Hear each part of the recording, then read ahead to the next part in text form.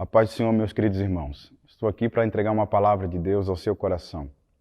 E eu quero ler com vocês em Salmos, número 20 e o versículo 7, onde a palavra do Senhor diz: uns confiam em carros e outros em cavalos, mas nós faremos menção ao nosso Deus. Uns confiam em carros e outros em cavalos, mas nós faremos menção no nome do nosso Deus. Esse tempo que nós estamos vivendo do coronavírus, essa pandemia que se espalhou pelo mundo, é um tempo muito assustador. Estamos vendo coisas difíceis de suportar, ouvindo, lendo muitas notícias realmente muito tristes. E no meio de tudo isso que está acontecendo, algo talvez um tanto quanto mais assustador se revela, que eu não chamo de pandemia, mas é uma espécie de pandemia que se chama a ego-pandemia. Nós estamos vendo, de alguma forma, um crescente movimento do ego. Ou talvez as pessoas apenas estão revelando o ego que elas já guardavam dentro do coração.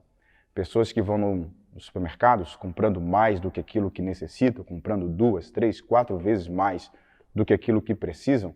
Isso é ego-pandemia. Ou pessoas simplesmente negando os números, os fatos, as mortes e dizendo que isso é qualquer coisa menos verdade. Isso aí é ego-pandemia. Pessoas que colocam um véu na frente dos olhos porque querem negar a verdade, não porque não acreditam na verdade, mas porque querem enganar a si mesmo, querem simplesmente esconder os fatos, fechar os olhos para a realidade. Isso é a ego-pandemia. A ego-pandemia é você ver pessoas preocupadas com tantas coisas, menos com as pessoas que estão perdendo a vida ou pessoas que estão perdendo os seus parentes. A ego-pandemia são pessoas se transformando em números, pessoas fazendo cálculo para ver a quantidade de pessoas que morrem, sobrevivem e até que ponto o número de pessoas que morrem é importante ou não. Tudo isso é a ego-pandemia. Esse é um momento onde nós vamos percebendo o melhor e o pior do ser humano.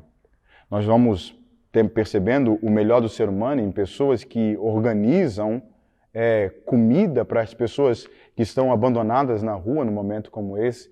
Nós vemos pessoas se ajudando, contribuindo uma com a outra, porque reconhecem como esse momento é difícil.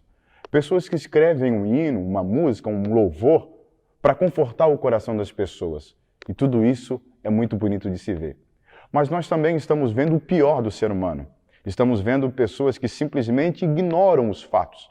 Outras entram e se entregam a debates infindáveis de um amor político, direita, esquerda, como se isso fosse resolver o nosso problema. E isso tudo é a ego-pandemia.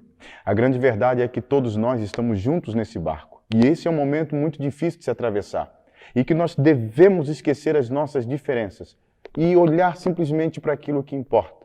Preservação da vida e a gente poder sair desse momento um pouco melhor como ser humano. Algum tempo atrás eu fiz a leitura de um livro e algo ficou muito forte no meu coração. Um filósofo chamado Georges Bernanos. Bernanos é um filósofo francês e ele escreveu um livro chamado Sobre o Sol de Satã. Nesse livro, Bernanos conta a história de um padre, um padre, que lutava pela sua santidade diariamente. E esse padre está saindo da sua aldeia e indo até uma outra aldeia onde ele vai construir uma paróquia. E ele está indo, caminhando num pântano, num lugar que parece um tanto quanto escuro, e ele desenha ali todo um ambiente muito tenebroso.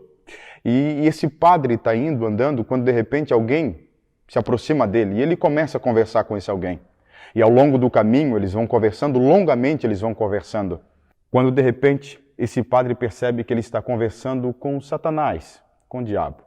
Quando ele percebe que ele está conversando com Satanás, ele leva um susto, ele se choca. Ele confronta aquilo e ele se sente confrontado com aquilo, ele se choca com o que ele está vendo.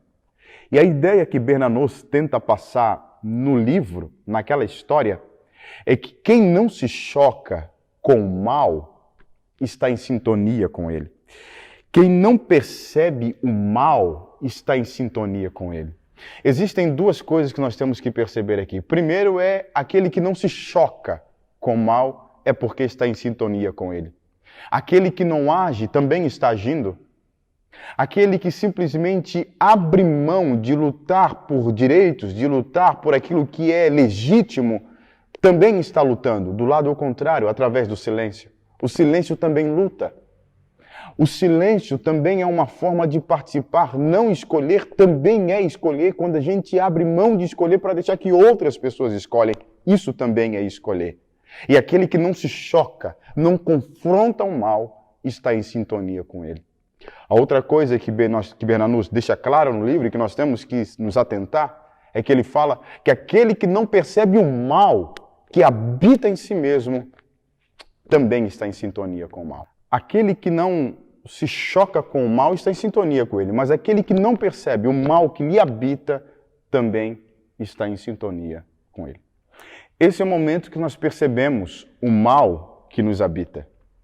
O momento de isolamento social e a gente sente todo o tédio, todo o mal que nos habita, o mal-estar que nos habita. Percebemos que não somos suficientes, percebemos que aquilo que nós construímos pode rachar, pode ruir. Nesse momento de isolamento, nós percebemos que nós precisamos de muitas ocupações da vida para se sentir bem e que a falta de ocupação revela o mal-estar que nos habita. Mas nós também devemos parar para pensar se esse mal-estar que nos habita não se chama a ego-idolatria ou a ego-pandemia.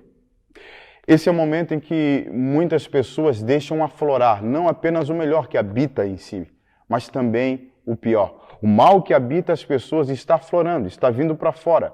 E eu pergunto para você, qual tem sido a sua reação diante dessa situação? Será que você se preocupa somente com seus bens? Será que você tem por preocupação somente sua casa, sua família? A grande verdade é que nós devemos se voltar para as pessoas que estão em nossa volta. A grande verdade é que o Evangelho nos convida a não olhar somente para o nosso ventre, eu digo ventre aqui como os nossos apetites, nossas vontades, os nossos prazeres, mas se voltar para o próximo. O Evangelho é um esvaziamento da ego-idolatria ou da ego-pandemia e nos preencher, nos encher de forma solidária daquele que está diante de nós. Jesus disse que se um grão de trigo não morrer na terra, fica ele só, mas morrendo dá muitos frutos. Essa é a proposta do Evangelho. Nos chamar para uma pessoalidade, não uma individualidade, mas para uma pessoalidade, ou seja, um espírito pessoal, um espírito de se ser pessoa. E ninguém é pessoa se não estiver diante de outra pessoa. Quando Deus criou o homem, Deus disse, não é bom que o homem esteja só, porque para o homem desenvolver todas as suas potencialidades de homem, ele precisa do seu semelhante. Pegue uma criança e coloque ela numa ilha e depois de anos volte lá para ver se sobreviveu. E se ela sobreviveu, pergunte ela sobre o amor, para ver se ela consegue entender o que é o amor, ou falar de amor. Pergunte para ela sobre sentimentos, riso, alegria, felicidade, tristeza, dor. E você terá dificuldade de obter algum tipo de resposta, porque tudo que sabemos, tudo que entendemos da vida é gregoriano, é agregado, nós recebemos, é imitativo. Precisamos de um indivíduo que esteja diante de nós. E esse é o chamado do Evangelho, o chamado para a gente olhar para o próximo, para o semelhante, a fim de que não apenas possamos ajudar ele, mas possamos também aperfeiçoar o nosso ser. O chamamento do Evangelho é para abandonar a ego-pandemia e nos envolver com o amor que Cristo Jesus nos ensinou. Oremos para que assim seja. Deus, nós oramos sobre o poder do nome do Teu santo e precioso Filho, Jesus. Oramos sobre a graça da Tua palavra, a graça do Teu Espírito e te pedimos nesse momento, Senhor, que nesse momento de dor, desespero, nesse momento de angústias e incerteza, o melhor que existe no nosso coração venha aflorar mesmo, Senhor. Mas aquilo que existe de pior, aquele ego que existe em nosso coração, Senhor, não se torne numa pandemia se espalhando em todos os lugares, mas que nós venhamos manifestar o Teu amor, manifestar, Senhor, o melhor que existe dentro de nós. Espírito Santo, eu te peço que, pelo Teu poder, Tu consoles o coração do Teu povo e dê a todos que estão assistindo esse vídeo a graça de manifestar o melhor e não o pior que habita em nós. Oramos para que assim seja, em nome de Jesus. Amém. Entre no quarto, feche a porta, Chegou a hora de falar com Deus. Dobre os joelhos e sinta a presença que toma todo este lugar. Sinta a glória de Deus.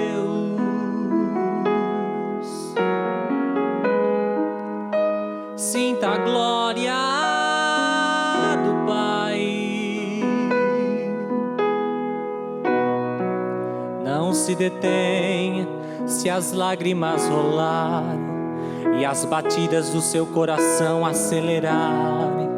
É Ele mexendo no secreto da gente, o lugar que ninguém conhece, mas Ele viu e sabe curar.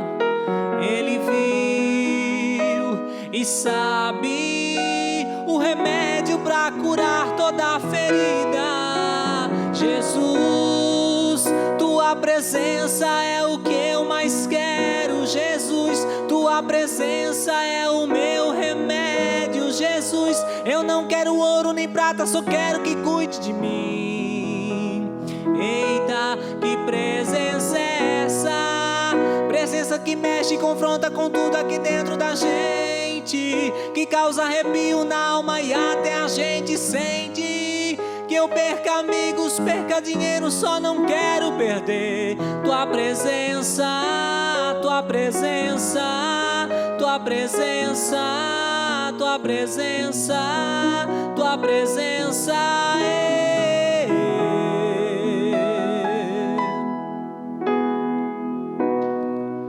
Não se detenha se as lágrimas rolarem e as batidas do seu coração acelerarem.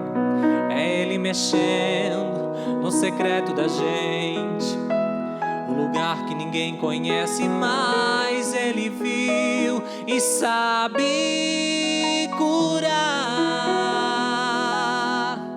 Ele viu e sabe o remédio para curar toda a ferida. Jesus, tua presença é o que eu mais quero. Jesus, tua presença é o meu remédio. Jesus, eu não quero ouro nem prata, só quero que cuide de mim. Eita, que presença é essa?